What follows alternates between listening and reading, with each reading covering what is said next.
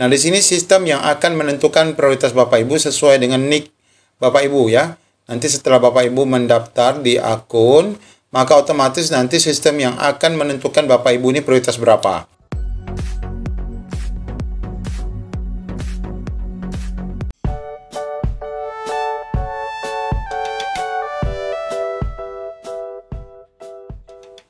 Di video kali ini kita akan menuntun panduan pilih formasi bagi rekan-rekan P3K Guru ya.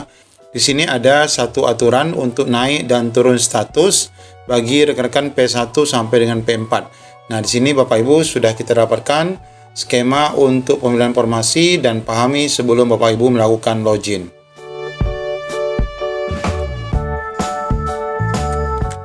Nah, di sini Bapak Ibu kita baru saja mendapatkan alur pendaftaran untuk rekan-rekan di CSSN nanti khususnya untuk P3K Guru ya. Kita lihat di sini ada 6 tahapan untuk alur pendaftaran, di mana kita langsung saja melihat di aturan ataupun alur pertama. Di sini alur pertama Bapak Ibu di bagian daftar akun. Di sini Bapak Ibu sudah jelas sepertinya Bapak Ibu semuanya diwajibkan membuat akun ya, tidak ada persyaratan untuk tidak buat akun. Di sini sudah disebutkan bahwa daftar akun pertama, pelamar diminta mengisi seluruh persyaratan dalam pembuatan akun, mulai dari NIK, nomor KK, nama lengkap sampai dengan pengisian password akun dan daftar pertanyaan pengaman, serta mengupload KTP dan melakukan swafoto ya. Kemudian melakukan cetak kartu informasi akun. Ini wajib dilakukan. Nah, ketika Bapak Ibu sudah melakukan pendaftaran akun nanti di laman SSSN, ya ini menurut admin tidak ada alasan lagi Bapak Ibu tidak membuat akun, karena ada juga informasi yang kami dapatkan dari komentar bahwa katanya yang sudah buat akun tidak buat akun. Tapi silakan saja nanti Bapak Ibu login saja menggunakan akun lama. Apakah bisa? Menurut admin ya ini tidak bisa, karena memang sudah diminta untuk langsung membuat akun yang baru. Seperti juga dalam Permen PAN RB nomor 14 terkait pendaftaran sudah kita sampaikan pada video sebelumnya. Nah, ketika Bapak Ibu sudah mendaftarkan akun, maka nanti akan dicocokkan dengan data kependudukan Dukcapil dan data Dapodik Bapak Ibu. Nanti akan dicek, mudah-mudahan semua tidak ada masalah ya. Semuanya akan dapat terbaca. Kemudian setelah itu ada langkah kedua, tahapan kedua, yaitu penentuan prioritas. Nah, di sini sistem yang akan menentukan prioritas Bapak Ibu sesuai dengan NIK Bapak Ibu ya. Nanti setelah Bapak Ibu mendaftar di akun, maka otomatis nanti sistem yang akan menentukan Bapak Ibu ini prioritas berapa. Di sini masih disebutkan istilah prioritas ya, P1, P2, P3, P4. Nah, di sini disebutkan P1 wajib mendaftar sampai resum. Nah, P1 wajib mendaftar sampai resum, berarti ini mulai dari buat akun sampai resum Bapak Ibu.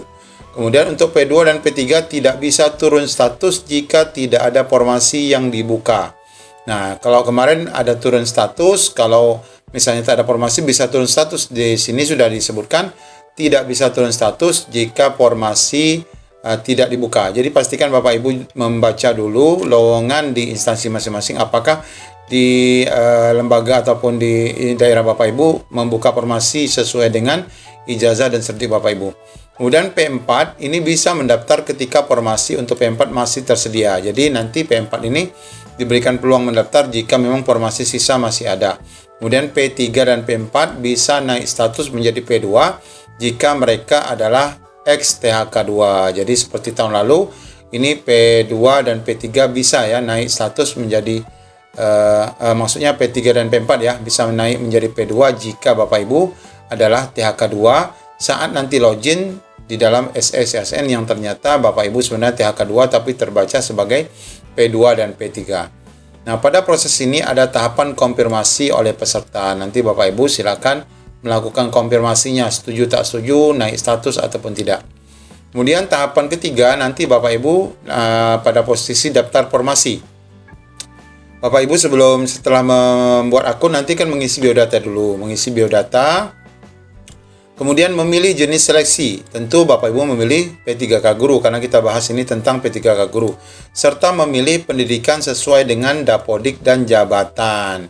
Kemudian mengupload dokumen. Nah, jadi jelas Bapak Ibu mengupload ulang dokumen-dokumen. Pastikan nanti dokumen-dokumen itu bagi yang memang diperlukan menggunakan e-materai, pastikan nanti Bapak Ibu menonton video cara membeli dan membubuhi e-materai di dalam SSSN. Kemudian resume, kemudian mencetak kartu pendaftaran. Nah, ini saat memilih formasi. Kemudian setelah itu ada tahapan keempat adalah seleksi administrasi. Nah, ini setelah Bapak Ibu mencetak kartu pendaftaran, tentu nanti akan ada jeda sesuai jadwal, akan diverifikasi oleh panitia ya data pelamar itu. Kemudian panitia akan mengumumkan hasil seleksi administrasi, kemudian pelamar dapat melakukan sanggah nanti pada waktunya. Kemudian panitia juga mengumumkan hasil sanggah, kemudian pelamar yang dinyatakan lulus dapat mencetak kartu ujian. Jadi pencetakan kartu ujian setelah dinyatakan lulus administrasi. Bagi pelamar P1 tidak dilakukan proses seleksi administrasi. Jadi Bapak Ibu memang melakukan pendaftaran sampai resume, bahkan itu melakukan upload lah berarti di sini ya, karena proses pendaftarannya sama. Tetapi Bapak Ibu tidak perlu lagi, tidak akan dicek lagi seleksi administrasinya. Artinya Bapak Ibu otomatis sudah akan lulus, ya mendapatkan penempatan ya sesuai dengan yang dijanjikan. Kemudian tahapan kelima ini akan ada seleksi kompetensi ya. Nah, seleksi kompetensi di sini disebutkan peserta yang lolos di mana ini dulu ya. Seluruh nilai seleksi kompetensi akan dikirimkan ke SSSN untuk dilakukan pengolahan nilai berdasarkan passing grade ataupun peraturan afirmasi yang ditetapkan. Jadi yang sudah dapat afirmasi, bagi yang menggunakan passing grade bagi pelamar baru nanti akan dihitung passing grade-nya. Peserta yang lolos seleksi administrasi dikirim datanya ke CAT untuk ujian. Oh, ini dulu ya. Ini dulu dari sini ke sini, baru ke sini. Jadi data yang administrasi lolos akan masuk ke CAT. Nanti Bapak Ibu ujian kompetensi yang 3 kompetensi tadi yang dinyatakan sudah mengikuti ujian nanti akan dicek ya. Bapak Ibu yang menggunakan passing grade akan dicek passing grade-nya. Bapak Ibu yang memiliki afirmasi akan dihitung afirmasinya. Nah, di sini ketentuannya. Bagi pelamar P1 tidak mengikuti ujian seleksi kompetensi karena hasilnya menggunakan hasil tahun 2021. Jelas ya, tidak ada tes lagi. Dan tahapan terakhir adalah di sini ya, pengumuman kelulusan. Panitia mengumumkan hasil seleksi kompetensi. Pelamar yang dinyatakan lulus melakukan pemberkasan sampai dengan pengisian daftar riwayat hidup. Tentu saja jadwal yang sudah dirilis BKN kemarin, nanti Bapak Ibu tetap harus memegangnya. Namun, kalaupun ada perubahan-perubahan jadwal, nanti kita akan dapati informasi di laman SSCSN. Kan ini kami dapatkan juga di laman SSCSN ya. Ini, nah ini ada informasi-informasi baru yang sudah kita dapatkan.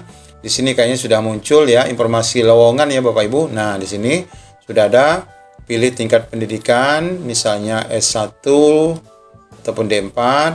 Kemudian Bapak Ibu cari di sini program studinya atau cari instansinya di sini. Setelah diisi ini, P3K Guru, ini dikosongkan saja instansinya, kita cari. Validasi formasi saat ini masih berlangsung, data yang tampil adalah data yang sudah valid. Nah, di sini belum muncul Bapak Ibu karena memang sedang dilakukan update Bapak Ibu. Ya, silakan nanti Bapak Ibu coba lagi karena nanti notifikasi ini akan hilang setelah selesai perpal karena belum selesai perpalnya oleh kementerian. Nah, ini muncul tapi belum ada hasilnya karena memang sedang dilakukan perpal ataupun uploadan data dari kementerian. Demikian Bapak Ibu, informasi yang dapat kami sampaikan. Update terus selama SSSN sampai jelang pendaftaran nanti. Assalamualaikum warahmatullahi wabarakatuh.